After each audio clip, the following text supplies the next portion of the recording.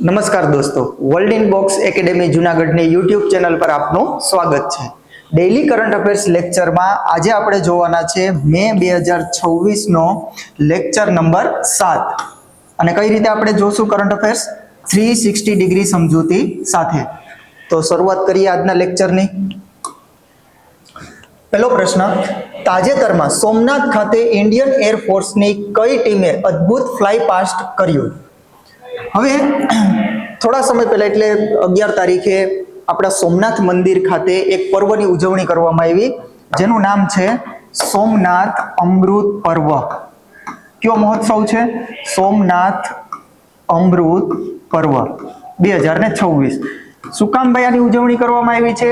કારણ કે જ્યારે 11 મે 1951 ની અંદર જ્યારે આપણું જે સોમનાથ મંદિર છે એનો જીર્ણોદ્ધાર કરી સરદાર વલ્લભભાઈ પટેલ, જેના સ્વપ્ન દ્રષ્ટા, અને જે જીર્ણોદ્ધાર કરી સોમનાથ મંદિર ખાતે ભારતના પ્રથમ રાષ્ટ્રપતિ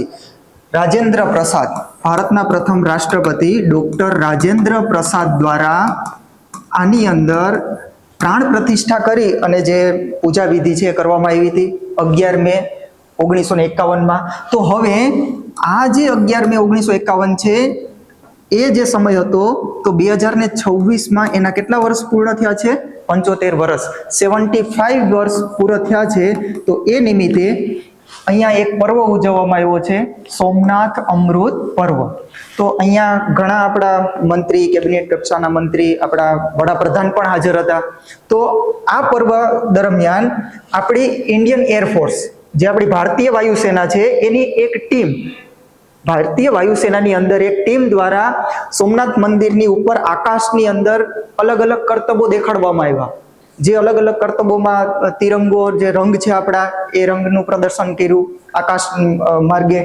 તો એ કઈ ટીમ હતી જે કરતબ દેખાડનાર છે ઇન્ડિયન એરફોર્સની કઈ ટીમ? તો એ ટીમનું નામ છે સૂર્ય કિરણ એરોબેટિક ટીમ.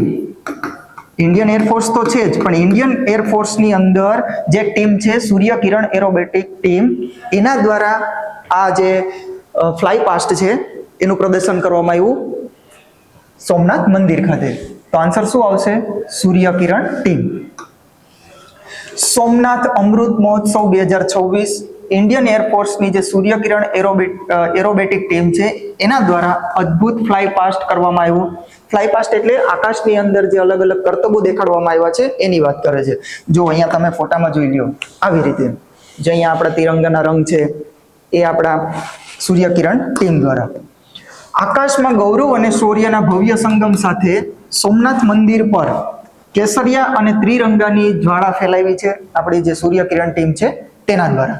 અને ભાઈ આ શું કામ આ પર્વ ઉજવવામાં આવે છે? કારણ કે જે 1951માં જે પ્રાણ પ્રતિષ્ઠા થઈ હતી એના 75 યર.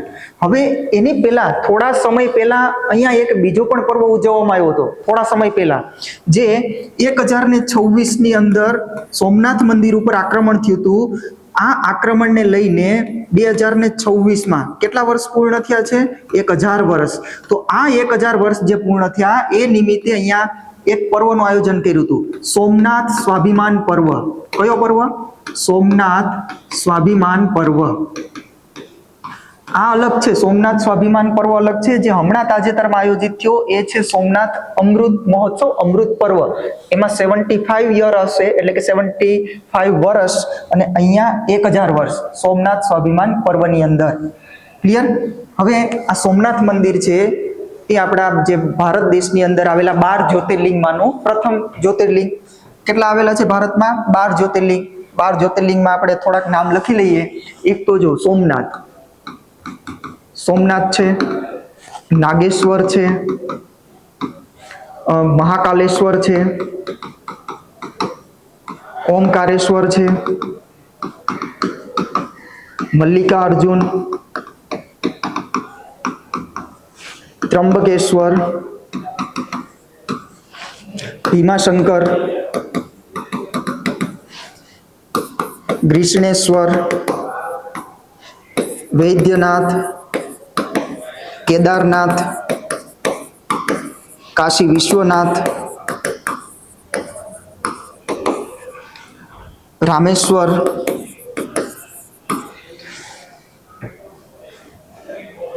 12 જ્યોતિર્લિંગ. તો કેટલા છે? 12 જ્યોતિર્લિંગ. હવે આ ક્યાં ક્યાં આવેલા છે એ પણ થોડું જોઈ લઈએ. કયા રાજ્યની અંદર સ્થિત? તો આ જે સોમનાથ અને નાગેશ્વર એ તો છે આપણા ગુજરાતમાં. આ જે મહાકાલેશ્વર, ઓમકારેશ્વર આ બંને છે મધ્યપ્રદેશની અંદર. કઈ જગ્યાએ? મધ્યપ્રદેશ. આ જે મહાકાલેશ્વર, ઉજ્જૈન મધ્યપ્રદેશની અંદર. આ મલ્લિકાર્જુન છે શ્રીશૈલમ ખાતે, અને આ શ્રીશૈલમ ક્યાં આવેલું છે? આંધ્રપ્રદેશની અંદર. તો અહીંયા એક જ્યોતિર્લિંગ. ત્રંબકેશ્વર, ભીમાશંકર અને ગ્રીષ્ણેશ્વર આ આવેલા છે મહારાષ્ટ્રની અંદર. ક્યાં આવેલા છે? મહારાષ્ટ્રમાં. જ્યાં વૈદ્યનાથ છે એ ઝારખંડમાં. આજે કેદારનાથ છે એ ઉત્તરાખંડની અંદર. કાશી વિશ્વનાથ, વારાણસી ઉત્તર પ્રદેશની અંદર, યુપીની અંદર, વારાણસી ખાતે. અને જે રામેશ્વર છે તો રામેશ્વરમ તમિલનાડુની અંદર. કઈ જગ્યાએ? તમિલનાડુની અંદર. તો આ છે 12 જ્યોતિર્લિંગ. એમાંનું પ્રથમ જ્યોતિર્લિંગ એટલે આપણું સોમનાથ મંદિર. આ જે સૂર્યકિરણ એરોબેટિક ટીમ દ્વારા જે અલગ અલગ કરતબો દેખાડવામાં આવ્યા તે. નેક્સ્ટ ક્વેશ્ચન, તાજેતરમાં ભારત સરકાર દ્વારા સેહત મિશન ક્યાંથી લોન્ચ કરવામાં આવ્યું? કયું મિશન છે? સેહત મિશન. આ જે સેહત મિશન છે એને ક્યાંથી લોન્ચ કર્યું? આને લોન્ચ કરવામાં આવ્યું છે દિલ્હીથી. ક્યાંથી લોન્ચ કરવામાં આવ્યું? દિલ્હીથી. હવે આની અંદર બે મંત્રાલય જોડાયેલા છે. એક છે સ્વાસ્થ્ય મંત્રાલય અને એક છે કૃષિ મંત્રાલય. સ્વાસ્થ્ય મંત્રાલયના મંત્રી જે ઉપસ્થિત હતા એ છે જેપી નડ્ડા, અને કૃષિ મંત્રાલયના જે મંત્રી છે એ શિવરાજસિંહ ચૌહાણ. કોણ છે? શિવરાજસિંહ ચૌહાણ. તો અહીંયા બે મંત્રાલય આ સેહત મિશનની અંદર. અહીંયા બે જે આપણી સંસ્થાઓ આવેલી છે એનું આ સંયુક્ત મિશન છે. કઈ બે સંસ્થા? એક છે ICMR અને બીજી છે ICAR, એટલે Indian council of medical research અને Indian council of agriculture research. તો આ બંને સંસ્થાનું સંયુક્ત મિશન છે. અને આને ક્યાંથી લોન્ચ કરવામાં આવ્યું? દિલ્હીથી. હવે આની અંદર છે શું? આની અંદર એવું કહેવામાં આવ્યું કે ભાઈ જે આપણું જે સ્વાસ્થ્ય છે, માણસનું સ્વાસ્થ્ય એ ક્યાંથી, ખાસ કરીને જે હેલ્ધી ખોરાક, જે આપણે જે સારો ખોરાક ખાઈએ છીએ તો આ ખોરાક આવે છે ક્યાંથી? ક્યાંય ને ક્યાંય ફાર્મમાંથી, ખેતીમાંથી. તો ખેતી છે એનો વિકાસ કરવાનો છે, વૈજ્ઞાનિક દ્રષ્ટિથી એનો વિકાસ કરવાનો છે, અલગ અલગ વૈજ્ઞાનિક પદ્ધતિઓ લાવવાની છે, પણ સ્વાસ્થ્યને ધ્યાનમાં રાખીને ખેડૂત કલ્યાણ કરવાનું છે. ખેડૂતની અંદર જે વૈજ્ઞાનિક જે નીતિ નિર્માણ છે એનું પણ આયોજન છે, પણ કોને ધ્યાનમાં રાખીને? સ્વાસ્થ્યને ધ્યાનમાં રાખીને. એટલા જ માટે અહીંયા સંયુક્ત મંત્રાલય છે આ સેહત મિશનમાં, સ્વાસ્થ્ય મંત્રાલય પણ અને કૃષિ મંત્રાલય પણ. આની અંદર જે બિનચેપી રોગ છે, ડાયાબિટીસ છે, કેન્સર છે, આવા બધા રોગોને નાબૂદ કરવાના છે, એને અટકાવવાના છે. આ બધો ઉદ્દેશ્ય રહેલો છે સેહત મિશનનો. તો ક્યાંથી લોન્ચ કરેલું છે? દિલ્હીથી. સેહત મિશન, જેનું પૂરું નામ થાય science excellence for health through agriculture transformation, launch કર્યું છે દિલ્હીથી. મંત્રાલય સ્વાસ્થ્ય મંત્રાલય પણ છે અને કૃષિ મંત્રાલય. સ્વાસ્થ્ય મંત્રાલયમાં જેપી નડ્ડા અને કૃષિ મંત્રાલયમાં શિવરાજસિંહ ચૌહાણ. આ મિશન ICAR અને ICMR એ બંનેનું સંયુક્ત મિશન છે. આ મિશનમાં જે હેલ્ધી ફૂડ, હેલ્ધી ફાર્મ અને હેલ્ધી ઇન્ડિયા, આ એક પ્રકારની ટેગલાઇન છે. હેલ્ધી ફૂડ, હેલ્ધી ફાર્મ અને હેલ્ધી ઇન્ડિયા એનું નિર્માણ કરવાનું છે, એનું નિર્માણ થશે. ઉદ્દેશ્ય શું રહેલો છે કે ખેતીને ઉત્તમ પોષણ, રોગ નિવારણ, ખેડૂત કલ્યાણ અને વૈજ્ઞાનિક નીતિ નિર્માણ સાથે જોડવાની છે. પણ કોને ધ્યાનમાં રાખીને જોડવાની છે? સ્વાસ્થ્યને ધ્યાનમાં રાખીને. જે કુપોષણ, ડાયાબિટીસ, જે બિનચેપી રોગ છે, કેન્સર છે, એવા બધા રોગોનું સમાપ્ત કરવાના છે, એ બધા રોગોને અટકાવવાના છે આ મિશન હેઠળ. નેક્સ્ટ ક્વેશ્ચન, તાજેતરમાં ભારતીય સેના દ્વારા ઓપરેશન સિંદૂરની પ્રથમ વર્ષગાંઠ નિમિત્તે કેટલા કલાકની મેમોરિયલ સિરીઝ રેસ આયોજિત કરવામાં આવી? હવે ઓપરેશન સિંદૂર, કયું ઓપરેશન? ઓપરેશન સિંદૂર. ક્યારે લોન્ચ કરવામાં આવ્યું હતું આ ઓપરેશન સિંદૂર?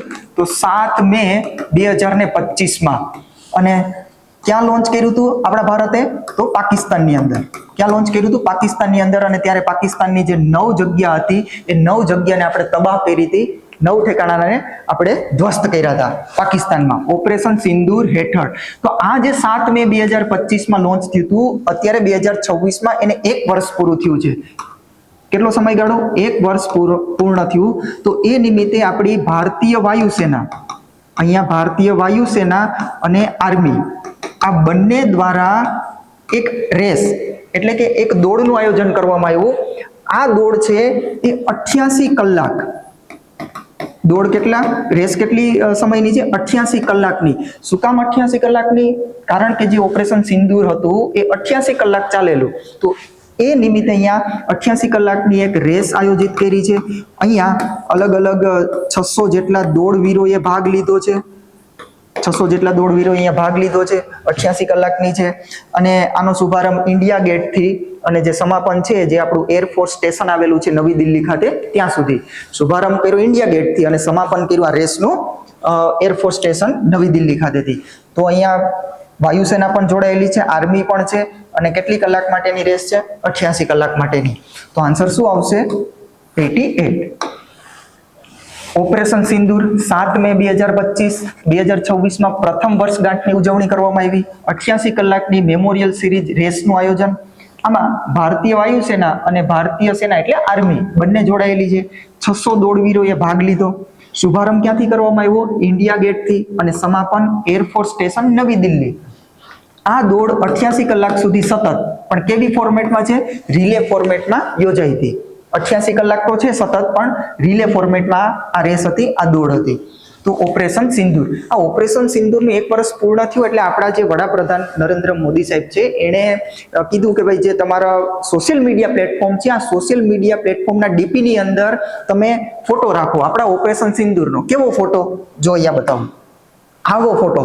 આ ફોટો તમને જે થોડા સમય પહેલા હમણાં થોડાક દિવસો પહેલા ઘણા ગવર્મેન્ટ જે ટ્વિટર હેન્ડલ છે એમાં તમને આ દેખાતું હશે ડીપી. અત્યારે કદાચ ચેન્જ કરી દીધું હશે, પણ ત્યારે વડાપ્રધાન દ્વારા કહેવામાં આવ્યું હતું કે ઓપરેશન સિંદૂરનું આ ડીપી રાખવાનું છે સોશિયલ મીડિયા પ્લેટફોર્મ ઉપર. તો આ હતું ઓપરેશન સિંદૂર. એનું 1 વર્ષ પૂર્ણ થયું છે. હવે ઓપરેશન સિંદૂરની અંદર જે આપણું એર ડિફેન્સ સિસ્ટમ સૌથી શક્તિશાળી S-400 આને મહત્વનો ભાગ ભજવ્યો હતો, જેનું બીજું નામ છે ટ્રાયમ્ફ. અને ક્યાંથી ખરીદવામાં આવી? રશિયા પાસેથી. તો અહીંયા મહત્વનો ભાગ ભજવનાર આપણી વાયુ રક્ષા પ્રણાલી એર ડિફેન્સ સિસ્ટમ S-400. અહીંયા આપણે ઘણી મિસાઇલ, બ્રહ્મોસ મિસાઇલનો યુઝ કરેલો, રાફેલનો યુઝ કરેલો, એક બોમ્બ છે હેમર, આ હેમર બોમ્બનો પણ અહીંયા યુઝ કરેલો આ ઓપરેશન સિંદૂર હેઠળ. તો હવે થોડા ઓપરેશન જોઈ લઈએ. ઓપરેશન સિંદૂર, સિંદૂર નથી, સિંધુ, એ ભારતે ક્યાં લોન્ચ કર્યું? ઓપરેશન બ્રહ્મા ભારત દ્વારા ક્યાં લોન્ચ કરવામાં આવ્યું? Operation Sagarbandhu, operation Keller, operation Mahadev, operation Shivshakti. તો ઓપરેશન સિંધુ ક્યાં લોન્ચ કર્યું છે? ઈરાનની અંદર. જે ઇઝરાયલ દ્વારા ઈરાનમાં અટેક થયો હતો, તો ઈરાનની અંદર જે ભારતીય લોકો રહે છે એને સુરક્ષિત ભારત પાછા લાવવા માટે ઓપરેશન સિંધુ ઈરાનમાં. ઓપરેશન બ્રહ્મા મ્યાનમારની અંદર. મ્યાનમારમાં જે ભૂકંપ આવેલો એમાં જે બચાવ કામગીરી માટે આપણી જે સેના ગઈ હતી એના માટેનું ઓપરેશન બ્રહ્મા. ઓપરેશન સાગરબંધુ શ્રીલંકાની અંદર. શ્રીલંકામાં જે દિત્વા વાવાઝોડું આવેલું, સાયક્લોન આવેલું, તો એમાં જે રાહત સામગ્રી મોકલવાની હતી એ ઓપરેશન સાગરબંધુ હેઠળ. ઓપરેશન કેલર, મહાદેવ અને શિવશક્તિ આ જમ્મુ કાશ્મીરની અંદર આતંકવાદ જે સંગઠનો જ્યાં જ્યાં પણ જે ઠેકાણા આવેલા છે એને ધ્વસ્ત કરવા માટે આ 3 ઓપરેશન જમ્મુ કાશ્મીરની અંદર. થોડાક ઇતિહાસના ઓપરેશન જોઈ લઈએ કે ઓપરેશન મેઘદૂત. આ ઓપરેશન મેઘદૂત ક્યાં ચલાવવામાં આવ્યું? ઓપરેશન પવન આ ક્યાં ચલાવવામાં આવ્યું? હમણાં થોડા સમય પહેલા ઓપરેશન હોક આ કોના દ્વારા ચલાવવામાં આવ્યું? તો ઓપરેશન મેઘદૂત કોના દ્વારા? એટલે કઈ જગ્યા ઉપર? સિયાચીન ઉપર. ઓપરેશન મેઘદૂત આપણે ચલાવેલું ઇતિહાસમાં સિયાચીન ગ્લેશિયર, સિયાચીન જે ભૂમિ આવેલી છે વિશ્વની સૌથી ઊંચાઈ ઉપર આવેલી યુદ્ધભૂમિ ક્ષેત્ર સિયાચીન. ઓપરેશન પવન ચલાવ્યું શ્રીલંકાની અંદર. જે લિટ્ટે ગ્રુપ હતું આ લિટ્ટે ગ્રુપને ધ્વસ્ત કરવા માટે ઓપરેશન પવન. ઓપરેશન હોપ, આ ઓપરેશન હોપ છે આપણા સીબીઆઈ દ્વારા. સીબીઆઈ દ્વારા જે બાળ યૌન શોષણ છે એને ધ્વસ્ત કરવા માટે, એને અટકાવવા માટે ઓપરેશન હોપ સીબીઆઈ દ્વારા. ક્લિયર છે? અને હમણાં જે યુદ્ધની પરિસ્થિતિ છે તો એ યુદ્ધની પરિસ્થિતિમાં જોઈ લઈએ. ઓપરેશન રાઇઝિંગ લોયન આ કોના દ્વારા launch? Operation midnight hammer. Midnight hammer આ છે ઇઝરાયલ દ્વારા અને આ છે યુએસએ દ્વારા. આ બંને દેશોએ જે ઈરાન ઉપર અટેક કર્યો છે એને લઈને ઓપરેશન રાઇઝિંગ લોયન આવે તો ઇઝરાયલ અને ઓપરેશન મિડનાઇટ હેમર આવે તો યુએસએ. આ બંને દેશ દ્વારા કોના ઉપર અટેક કરવામાં આવ્યો તો ઈરાન ઉપર આ ઓપરેશન હેઠળ. તો ઓપરેશન સિંદૂર. નેક્સ્ટ ક્વેશ્ચન, તાજેતરમાં ઇન્ટરનેશનલ બિગ કેટ એલાયન્સમાં 26મો સભ્ય દેશ કયો સામેલ થશે? કયું એલાયન્સ છે? Big cat alliance. તો બિગ કેટ એલાયન્સ આની સ્થાપના ક્યારે થઈ છે? આની સ્થાપના થઈ 2023માં. અને કોના દ્વારા સ્થાપના? તો આપણા ભારત દ્વારા જ. આના અધ્યક્ષ જે આના પ્રથમ અધ્યક્ષ છે ડોક્ટર ભૂપેન્દ્ર યાદવ. કોણ છે? ડોક્ટર ભૂપેન્દ્ર યાદવ. આ આપણા પર્યાવરણ મંત્રી છે, કેન્દ્રની અંદર પર્યાવરણ મંત્રી. હવે આની અંદર આ બિગ કેટ એલાયન્સની આપણે વાત કરી લીધી છે અગાઉના લેક્ચરમાં. આની અંદર શું કરવાનું કે જે મોટી બિલાડીની જે 7 પ્રજાતિ જે અલગ અલગ પ્રાણીઓ છે, 7 પ્રાણીઓ એના સંરક્ષણને લઈને વાત છે આ બિગ કેટ એલાયન્સમાં. 7 પ્રાણીઓમાં સિંહ, દીપડો, હિમ દીપડો, વાઘ, ચિત્તો, જેગુઆર, પ્યુમા, આવા બધા જે 7 પ્રાણીઓ છે મોટી બિલાડી પ્રજાતિના એનું સંરક્ષણ કરવાનું છે આ બિગ કેટ એલાયન્સમાં. તો હવે 26મા નંબરનો સભ્ય હવે બનશે. 25 છે અને 26મા નંબરનો બનવાનો છે. તો એ કયો દેશ છે? Saudi Arabia. કયો દેશ છે? Saudi Arabia. ક્લિયર? તો 26મા નંબરનો થશે સભ્ય સાઉદી અરેબિયા. અહીંયા ભાઈ સ્થાપના 2023માં શું કામ કરવામાં આવી છે એ પણ આપણે વાત થઈ ગઈ અગાઉના લેક્ચરમાં. ઇન્ટરનેશનલ બિગ કેટ એલાયન્સ સ્થાપના 2023. ભારતમાં પ્રથમ અધ્યક્ષ ડોક્ટર ભૂપેન્દ્ર યાદવ. 26મો સભ્ય દેશ તરીકે જોડાશે સાઉદી અરેબિયા. અને 2023માં શું કામ સ્થાપના? કારણ કે જે આપણો પ્રોજેક્ટ ટાઈગર છે આ પ્રોજેક્ટ ટાઈગરને કેટલા વર્ષ પૂર્ણ? તો 50 વર્ષ પૂર્ણ. કેટલા વર્ષ? 50 વર્ષ પૂર્ણ. આ 2023માં સ્થાપના. હવે તો પ્રોજેક્ટ ટાઈગર ક્યારે લોન્ચ થયો હતો? ક્યારે શરૂ કરવામાં આવ્યો હતો પ્રોજેક્ટ ટાઈગર? તો 1973માં. ક્યારે? 1973માં. પ્રોજેક્ટ એલિફન્ટ આ ક્યારે લોન્ચ કરવામાં આવ્યો? પ્રોજેક્ટ એલિફન્ટ 1992માં. પ્રોજેક્ટ ડોલ્ફિન તો પ્રોજેક્ટ ડોલ્ફિન 2009માં. પ્રોજેક્ટ ચિત્તા 2022માં. ક્લિયર? આ ચિત્તા પ્રથમ ચિત્તા આપણે ક્યાંથી લાવ્યા? નામીબિયાથી. અને નામીબિયાથી ભારતમાં ક્યાં રાખવામાં આવ્યા? સૌપ્રથમ કુનો નેશનલ પાર્કની અંદર. અને આ કુનો નેશનલ પાર્ક ક્યાં આવેલું છે? મધ્યપ્રદેશમાં. એના પછી ગાંધીસાગરમાં ટ્રાન્સફર કરવામાં આવ્યા થોડા ચિત્તાને. એના પછી જે નોરાદેહી અભયારણ્ય છે ત્યાં પણ સરકારે કીધું છે કે ત્યાં પણ ટ્રાન્સફર કરવાના છે. તો આ છે ચિત્તા. કુનો નેશનલ પાર્કમાં પ્રથમ વખત લાવ્યા છે નામીબિયા. આફ્રિકા ખંડનો આ દેશ છે નામીબિયા. સૌપ્રથમ ત્યાંથી લાવ્યા. પણ હમણાં થોડા સમય પહેલા આપણે બોત્સ્વાનામાંથી પણ ચિત્તા લાવ્યા છે. કયા દેશમાંથી? બોત્સ્વાના. આ પણ આફ્રિકા ખંડનો દેશ છે બોત્સ્વાના. નામીબિયા અને બોત્સ્વાના બાજુબાજુમાં આવેલા છે આફ્રિકા ખંડની અંદર. તો ત્યાંથી પણ તાજેતરમાં ચિત્તાઓ લાવ્યા છે. પ્રથમ તો નામીબિયા છે 2022ની અંદર. ક્લિયર છે? International big cat alliance. Next question, તાજેતરમાં રાષ્ટ્રીય ટેકનોલોજી દિવસ ક્યારે ઉજવવામાં આવ્યો? કયો દિવસ છે? રાષ્ટ્રીય ટેકનોલોજી દિવસ. તો રાષ્ટ્રીય ટેકનોલોજી દિવસ. વિજ્ઞાન દિવસ નથી, રાષ્ટ્રીય ટેકનોલોજી દિવસ છે. તો આ દર વર્ષે ક્યારે ઉજવીએ છીએ? 11 મે. ભાઈ શું કામ 11 મે ની તારીખ? એવું તો શું ઇતિહાસમાં થયું હતું 11 મે ની તારીખમાં? તો 11 મે 1998માં આપણે બીજું પરમાણુ પરીક્ષણ, બીજા નંબરનું જે પરમાણુ પરીક્ષણ છે એ 11 મે 1998માં કર્યું હતું. કઈ જગ્યાએ? પોખરણની અંદર. પોખરણ, જેસલમેર, રાજસ્થાન. પોખરણ, જેસલમેર, રાજસ્થાનમાં બીજું પરમાણુ પરીક્ષણ. અને ત્યારે આપણા વડાપ્રધાન કોણ હતા? અટલ બિહારી વાજપેયી. એ આપણા વડાપ્રધાન. એના કાર્યકાળમાં આપણે બીજું પરમાણુ પરીક્ષણ 11 મેના રોજ. તેથી આપણે દર વર્ષે રાષ્ટ્રીય ટેકનોલોજી દિવસ ક્યારે ઉજવીએ છીએ? 11 મે. અને અહીંયા જે પરીક્ષણ કરવામાં આવ્યું આ બીજા નંબરનું, ત્યાં જે ઓપરેશન છે કોડ નેમ છે શું હતું? તો ઓપરેશન શક્તિ. શું નામ આપવામાં આવ્યું છે? ઓપરેશન શક્તિ. રાષ્ટ્રીય ટેકનોલોજી દિવસ 2026 દર વર્ષે 11 મે આ વખતની થીમ છે responsible innovation and inclusive growth. બીજું પરમાણુ પરીક્ષણ 11 મે 1998 પોખરણ જેસલમેર રાજસ્થાનમાં ત્યાં પરીક્ષણ કર્યું હતું બીજા નંબરનું. ઓપરેશન શક્તિ હેઠળ જો પ્રથમ પરમાણુ પરીક્ષણ તમને પૂછે તો એ છે 1974 ની અંદર, 1974 ની અંદર. અને ત્યારે આપણા વડાપ્રધાન કોણ હતા પ્રથમ પરમાણુ પરીક્ષણ વખતે? ત્યારે વડાપ્રધાન હતા ઇન્દિરાબેન ગાંધી. કોણ હતા? તો ઇન્દિરાબેન ગાંધી આપણા વડાપ્રધાન. અને અહીંયા કોડ નેમ શું આપવામાં આવ્યું હતું આ પ્રથમ પરમાણુ પરીક્ષણમાં? સ્માઇલિંગ બુદ્ધા. સ્માઇલિંગ બુદ્ધા. તો આ છે પ્રથમ. પણ આપણે જે રાષ્ટ્રીય ટેકનોલોજી દિવસ ઉજવીએ છીએ એ બીજા નંબરનું પરમાણુ પરીક્ષણ છે એ નિમિત્તે, ઓપરેશન શક્તિ હેઠળ.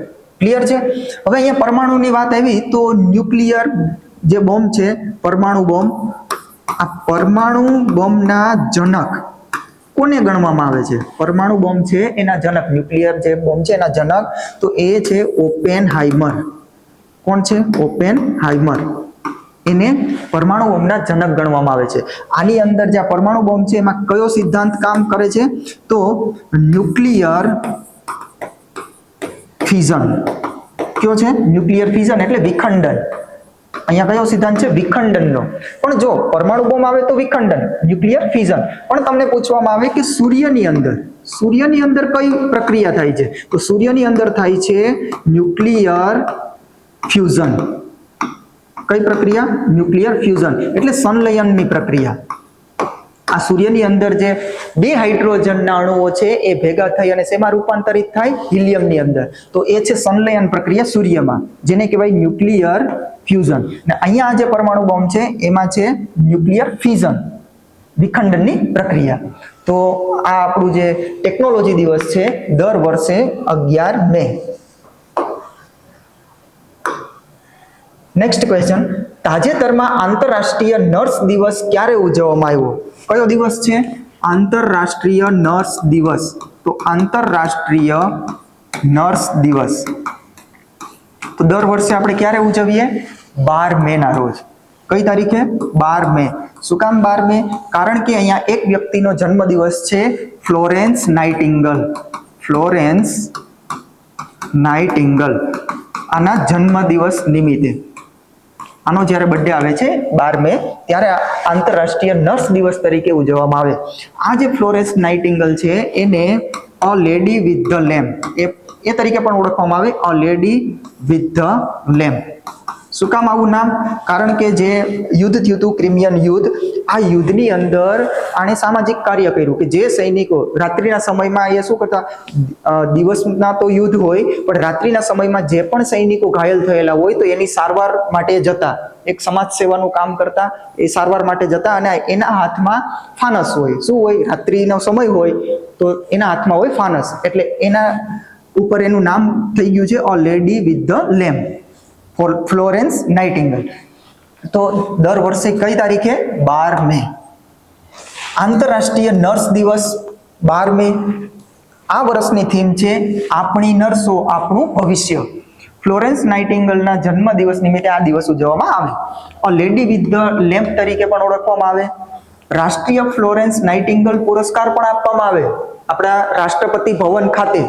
જ્યારે પણ આ દિવસ ઉજવીએ છીએ ત્યારે એ દિવસે આપણા ભારતની અંદર રાષ્ટ્રપતિ ભવન ખાતે રાષ્ટ્રીય ફ્લોરેન્સ નાઇટિંગલ પુરસ્કાર આપવામાં આવે છે ભારતના રાષ્ટ્રપતિ દ્વારા. તો આ વખતે પણ એ પુરસ્કારનું લિસ્ટ આવી જ ગયું છે, PDF છે જ મારી પાસે. આપણે નેક્સ્ટ લેક્ચરમાં એ જોઈ લેશું કે કોને કોને આ વખતે આ ફ્લોરેન્સ નાઇટિંગલ પુરસ્કાર મળ્યો છે, PDF આવેલી છે. તો એમાં આપણે નેક્સ્ટ લેક્ચરમાં આની ચર્ચા કરી લઈશું. ક્લિયર છે? તો આ હતું આંતરરાષ્ટ્રીય નર્સ દિવસ. હવે ક્વેશ્ચન નથી પણ જે અવનવી વાતો છે, તાજેતરમાં જે અવનવી વાતો એના વિશે થોડું જોઈ લઈએ. ICGS અચલને ગોવા શિપયાર્ડ લિમિટેડ ખાતેથી કમિશન કરવામાં આવ્યું. એટલે કે ICGS એટલે ઇન્ડિયન કોસ્ટ ગાર્ડ સર્વિસ. જે આપણું ઇન્ડિયન કોસ્ટ ગાર્ડ છે એમાં આવે આ અચલ, એક જે જહાજ છે, શિપ, એ અચલને અહીંયા સામેલ કર્યું છે, કમિશન કર્યું છે. ક્યાંથી? ગોવાથી. અને આને ક્યાં રાખવામાં આવશે? તો આપણા ગુજરાતમાં. આ જે અચલ છે એને ક્યાં રાખવામાં આવશે? આ એક પેટ્રોલિંગ વેસલ છે. કેવું છે? પેટ્રોલિંગ વેસલ નજર રાખવા માટે, એ જે અચલ છે એક નજર રાખવા માટે આપણા ગુજરાતની અંદર અને ગુજરાતમાં ક્યાં વાડીનાર ખાતે. એના પછીના ન્યૂઝ છે કે અપેડાએ આસામના બક્સામાંથી યુએસએ માં 20 મેટ્રિક ટન ઓડીઓપી મધની પ્રથમ નિકાસ પૂર્ણ કરી. જે અપેડા છે એને આસામનો એક જિલ્લો બક્સા, આ બક્સા જિલ્લામાંથી જે મધ છે એનું નિકાસ ક્યાં કર્યું? અમેરિકાની અંદર. અને કોના હેઠળ? ઓડીઓપી એટલે કે વન ડિસ્ટ્રિક્ટ વન પ્રોડક્ટ. આ વન ડિસ્ટ્રિક્ટ વન પ્રોડક્ટ આપણી ભારતની જ પહેલ છે, ભારતની જ યોજના છે. આની અંદર શું હોય કે ભાઈ ભારતની અંદર જે પણ જિલ્લાઓ આવેલા છે એ જિલ્લાઓમાંથી એક જિલ્લાને કોઈ એક વસ્તુ માટે ફેમસ કરવામાં આવે, યા તો જે વસ્તુ ખાસ કરીને જિલ્લામાં ઉત્પાદિત થતી હોય અથવા તો એ જિલ્લામાં એ વસ્તુને નિર્માણ કરી અને એ જિલ્લાને ફેમસ કરવામાં આવે. વન ડિસ્ટ્રિક્ટ વન પ્રોડક્ટ હેઠળ વિશ્વ લેવલે એની નિકાસ થતી હોય. તો આ પહેલ હેઠળ પ્રથમ જે મધ છે એની નિકાસ અમેરિકામાં કરી. તો ઇન્ડિયા ઇન્ટરનેશનલ જે સાયન્સ ફેસ્ટિવલ આ વર્ષનો થવાનો છે. બીજા ન્યૂઝ એ છે કે જે ઇન્ડિયા ઇન્ટરનેશનલ સાયન્સ ફેસ્ટિવલ 2026 એ ક્યાં થશે? પુણેની અંદર. આ વર્ષનો ઇન્ડિયા ઇન્ટરનેશનલ સાયન્સ ફેસ્ટિવલ પુણેની અંદર થશે, પુણે મહારાષ્ટ્રમાં. તો ત્યાં આયોજિત થશે. એના પછીના ન્યૂઝ છે વીબીજી રામજી એક્ટનો પ્રારંભ 1 જુલાઈ 2026 થી સમગ્ર ગ્રામીણ ભારતમાં લાગુ થશે. તમને ખ્યાલ હોય તો સરકારે જે મનરેગા હતું, આ મનરેગાનું જે એક્ટ હતો એનું નામ બદલી અને શું કરી દીધું છે? વીબીજી રામજી. અહીંયા વીબી નો મતલબ થાય છે વિકસિત ભારત. વીબી નો મતલબ શું થાય? વિકસિત ભારત. અહીંયા ગેરંટી ફોર રોજગાર આજીવિકા મિશન ગ્રામીણ, આ પૂરું નામ છે વીબીજી રામજીનું. પણ વીબી નો મતલબ તો શું થશે? વિકસિત ભારત. અહીંયા છે ગેરંટી ફોર રોજગાર આજીવિકા મિશન ગ્રામીણ, એટલે વીબીજી રામજી. અહીંયા કેટલા દિવસની ગેરંટી આપે છે રોજગારની? 125 દિવસની ગેરંટી. જે મનરેગા હતું ત્યાં 100 દિવસનું હતું. કેટલા દિવસનું? 100 દિવસનું. પણ આની અંદર 125 દિવસ રોજગારની ગેરંટી આપવામાં આવી છે. અને અહીંયા જે પેમેન્ટ કરવામાં આવશે, આ વીબીજી રામજી જે એક્ટ છે એમાં જે ગ્રામીણ ક્ષેત્રની અંદર જે લોકો કામ અર્થે જશે, કામ અર્થે જાય એટલે એને જે ભુગતાન કરવામાં આવશે, પેમેન્ટ કરવામાં આવશે, આ પેમેન્ટમાં 60-40 નો રેશિયો રાખવામાં આવશે. 60% 40% રેશિયો, એટલે કે 60% જે પેમેન્ટ છે એ કેન્દ્ર સરકાર ભોગવશે અને 40% રાજ્ય. માની લ્યો કે 100 રૂપિયા વેતન આપવામાં આવે તો 100 રૂપિયામાંથી 60 રૂપિયા કેન્દ્ર આપશે અને 40 રૂપિયા રાજ્ય આપશે. પણ પૂર્વોત્તર રાજ્યો જે આપણા નોર્થ ઈસ્ટના રાજ્યો છે, આ નોર્થ ઈસ્ટના રાજ્યો માટે આ રેશિયો નથી. ત્યાં છે 90+10, એટલે કે 90% અને 10%. 90% કેન્દ્ર ભોગવશે અને 10% રાજ્ય. આ કોના માટે છે? આપણા નોર્થ ઈસ્ટ માટે, જે આપણું 7 સિસ્ટર કહીએ છીએ એ રાજ્યો માટે, નોર્થ ઈસ્ટ માટે. તો આ તો વીબીજી રામજી. હવે નામ પણ બદલી દીધું, એક્ટમાં ઘણી બધી જે પણ સુધારા વધારા હતા એ પણ થઈ ગયા છે. હવે આનો પ્રારંભ થવાનો છે. ક્યારે પ્રારંભ થશે? આપણા ભારતના બધા ગામડાઓમાં 1 જુલાઈથી 2026 1 જુલાઈ જ્યારે આવશે ત્યારે આનો પ્રારંભ થશે સમગ્ર ગ્રામીણ ભારતમાં. એના પછીના ન્યૂઝ છે નાણામંત્રી નિર્મલા સીતારમણજીએ દમણની અંદર પુસ્તક મેળો અને ઔદ્યોગિક પ્રદર્શન 2026 નું ઉદ્ઘાટન કર્યું. જે આપણા કેન્દ્ર શાસિત પ્રદેશ એમાંનો એક પ્રદેશ એટલે જે દમણ, આમ તો જે મર્જ થયેલો છે દીવ, દમણ, દાદરા નગર હવેલી, તો આની અંદર જે દમણ છે ત્યાં પુસ્તક મેળાનું ઉદ્ઘાટન અને સાથે સાથે ઔદ્યોગિક પ્રદર્શનનું પણ ઉદ્ઘાટન. અને કોના દ્વારા? નિર્મલા સીતારમણજી દ્વારા. આ કોણ છે? આપણા નાણામંત્રી છે. આ વખતનું જે બજેટ છે 2026-27 નું બજેટ આ નિર્મલાબેન દ્વારા નિર્મલાબેન દ્વારા કેટલામી વખતનું બજેટ રજૂ કરવામાં આવ્યું? 9મી વખતનું. કેટલામી વખતનું? 9મી વખતનું. અને જે સતત 9મી વખતમાં આ પ્રથમ છે. જો તમને પૂછે કે સતત જે બજેટ રજૂ કરવાનો રેકોર્ડ છે સતત, તો આવશે નિર્મલાબેન સીતારમણજી 9મી વખત. પણ તમને ઓલ ઓવર પૂછે કે સૌથી વધારે બજેટ રજૂ કરવાનો રેકોર્ડ કોના નામે છે? સતત નથી પણ સૌથી વધુ વખત બજેટ, તો એમાં આવશે મોરારજીભાઈ દેસાઈ. કોણ આવશે? મોરારજીભાઈ દેસાઈ. આને 10 વખત રજૂ કરેલું છે. સતત નથી પણ 10 વખત રજૂ કરેલું. અહીંયા નિર્મલાબેને સતત આ વર્ષનું 9મી વખતનું છે. તો આ લેક્ચરમાં આજે આટલું કન્ટેન્ટ રાખીએ, અહીંયા સુધી રાખીએ છીએ, આટલા પ્રશ્નો. જો તમને માહિતી સારી લાગતી હોય, આ કન્ટેન્ટ સારું લાગતું હોય તો આ લેક્ચર લાઈક કરી દેજો, તમારા મિત્ર વર્તુળ સુધી શેર કરી દેજો અને આ ચેનલને સબસ્ક્રાઇબ કરી દેજો. જય હિન્દ.